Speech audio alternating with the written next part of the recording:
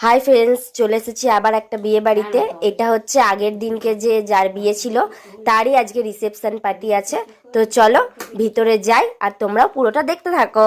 ছবি তোলার জন্য জায়গা করেছে আর এদিকে হচ্ছে স্টল দিয়েছে, সেটা হচ্ছে কফি আর বেবি কর্নের।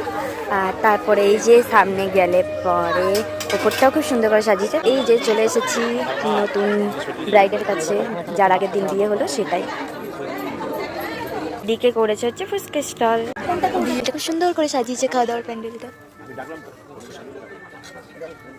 আমরা খেতে চলে এসেছি, তো চলো খাওয়া দাওয়া করে নিই, তারপরে বাকিটা দেখতে বসেছি।